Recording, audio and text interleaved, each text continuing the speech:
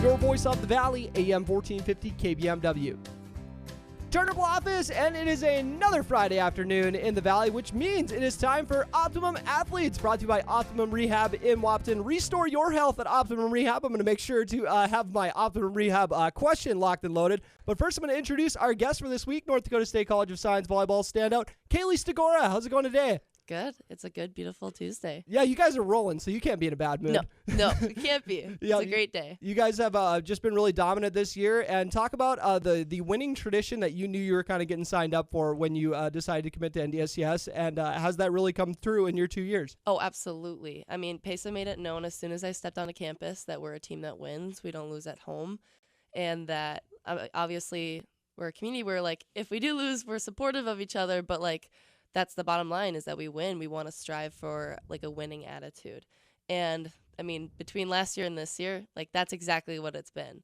I don't have to worry about that, but it's fun. I mean, everyone likes – it's fun to win. Winning cures everything. Yes, it does. Yeah, it makes you a happy I end up always going to that in the interviews. And now for our question for this week, Tony was wondering that he's wondering for a lot of athletes, how do you balance academic, sports, and your personal life? I mean, like, there's only so many hours in a day. How does Kaylee Stegora navigate all of that? That's like the star question. I mean, I ask myself this every day too, because you kind of have to, like, reflect. It's a lot of time management, which is easier said than done. You know, you gotta balance, like, what your coach, like, expects of you, what your professors or your teachers at high school expect of you, and then also just, like, your actual life, and just making sure you take a step back and you live. I would say for me, I'm still figuring it out. Yeah. I mean, obviously, I have a smaller load this year for college classes, but it's still a job. And I think leaning on the people I live with, so, like, my roommates and stuff, or my team, or even just my friends that I make at school, they help ground me and make me realize that it's just one day at a time. You just got to keep rolling. PESA would say, keep trucking through. Oh, that sounds like PESA. I can just picture it right now. Talk about and speaking of PESA, tell me about your recruitment process. So I had very minimal schools reaching out to me. I didn't have much guidance, at least from, like, my parents and stuff, just because they didn't play any sports outside of high school. But as soon as I saw PESA reach out, I didn't know what a JUCO school was. Tech school was always something or, like, community school was something I considered, but I always imagined myself going to a big 4-year. And, I mean, I was like, okay, it's only 2.5 hours away. I want to keep playing volleyball. I'm healthy enough. I'm both mentally and physically. And why not go on a road trip with mom? So we went out. It was the only school that I toured in person, which is so crazy for me because I'm super technical and I love to, like, know every little detail about where I'm going to sign my life away, basically. This was only 2 years, so it's, I mean, less of a commitment, but I'm so happy I did it because I've found my people. I'm still in love with volleyball. Like, that hasn't changed. And, I mean, now I know what I want to go into. So, and that was a big thing. It was cheaper. It made so much more sense. And I had no idea what I wanted to go into. But now I have an idea, and NDSCS was able to help guide me through that decision-making process. Tell me about your first year on campus and your welcome to college volleyball moment where you're just like, oh, but this is really picked up around here. Tell me a little bit about that process and the adjustment. It was definitely an adjustment. You know, it's even though it might not be Division I or, like, true Division I or II volleyball, but, like, it's a commitment. Like, you're playing a college sport, so what you're signing up for is still the same. You have to give the same time. You have to give the same attitude. And with last year, I wasn't expecting having to get into it super fast. But, like, being in my position, like, strictly for volleyball, like, being a middle, I had to kind of step in right away. So, I mean, I was playing right away, which I wasn't expecting either. I knew to stay humble and just be like, okay, I might, like, ride the bench for a little bit, but, like, whatever happens, happens. And I got to see the court right away, which I think really changed my perspective on volleyball and also just kind of drove me to keep working hard because, I mean, PESA tells us every day, like, nothing is permanent.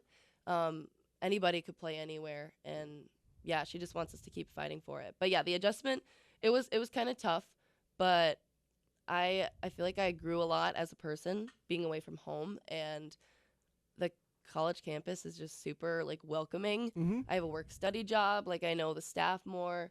I love eating at the caf, which I mean, that's like always the horror story of every like college is, oh, the caf food. But I think ours is perfectly fine, and the staff there is so welcoming, and I love seeing their faces every day. So I mean, I've adjusted. I don't want to leave, but you got to move on. Yep. What has been the biggest thing that you think made this year easier now that you're a sophomore, now that you're established? And do you think that having the routine in place already made it easier, or what do you think helped make you take another step this year?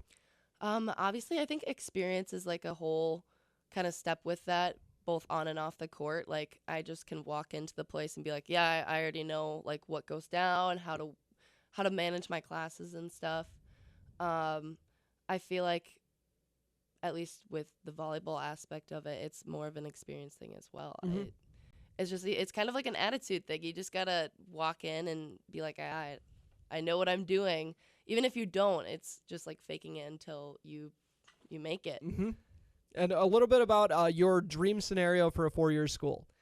My dream scenario, well, probably by a beach. No, it's just I mean that would be great, but somewhere where I can like finally truly figure out what I want to do with myself, which is whether it's an occupation or like what drives me, even out of school. Like I've always been a school orientated person. I know that I'm good at school, but like what else? And I'm hoping that I find a new home by December, which is because I'm not gonna be able to stay for the whole year. I have to transfer out.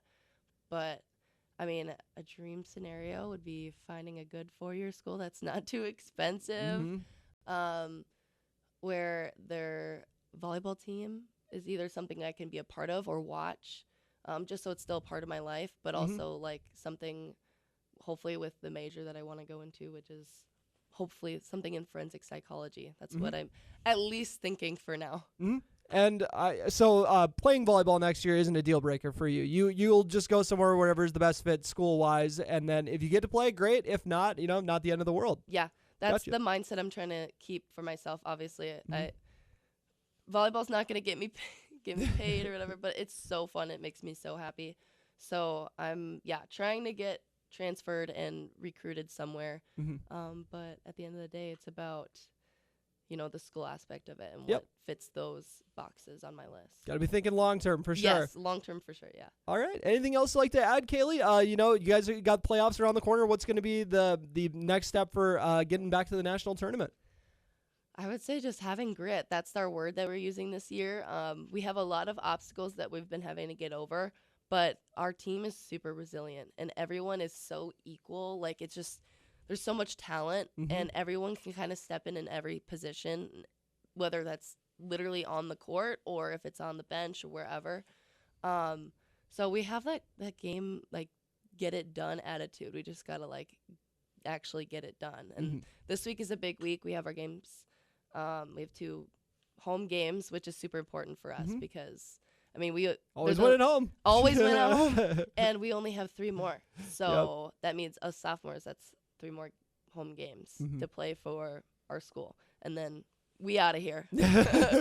Well, looking forward to see just how the rest of the season closes out and then what's next for Kaylee as well. Very much appreciate it. Yeah, thank you. All right, now for a quick word from our sponsor. And by the way, this will also be on our YouTube channel, KBMW News Live, so make sure to go watch the interview there as well. Now for a quick word.